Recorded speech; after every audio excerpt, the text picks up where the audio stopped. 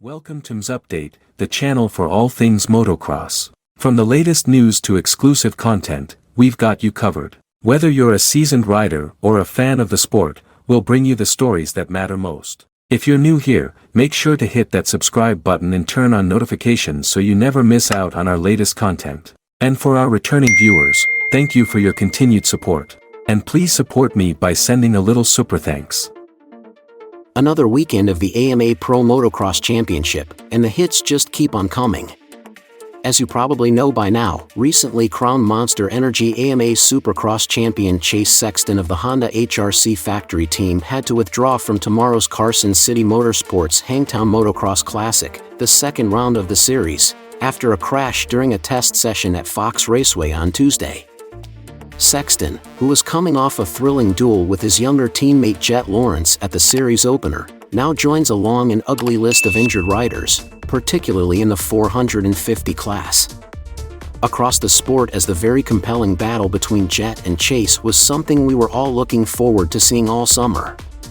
Chase will certainly be back soon, but he will be at least a full race behind Lawrence, or Dylan Ferrandis, or whoever is atop the standings after tomorrow's 54th Hangtown Motocross Classic. Here's hoping Sexton makes a very quick and full recovery. We all want Chase out there. Lawrence spoke about his climb to the top and his attitude to racing in 2023. "I think the best thing for me is to just be smart and just learn. I get to race with some of the fastest guys. It's kind of crazy because last time I raced these guys was when I first went pro back in 2020, so it's kind of like I've raced them, but then back then I was nowhere near them, so I barely even got to learn how they ride. Now I'm up there and I'm just really excited. It's going to be an awesome summer with some gnarly dudes. I think the closest thing that I had to that really was when I was racing my brother last year in outdoors, I think at Millville and High Point in one moto. I think this year it's going to be, like, the first moto I got pretty lucky. I ended up getting a good start and kind of getting a bit of a safety kind of gap and just managing." As Chase said in the press conference afterwards, he didn't feel as good and had to make a shock change, so obviously didn't feel up to par, like how he felt on that one. Then the second one, he got a better start. "For me, I find it fun because it makes me a better rider all around. I don't get that very often.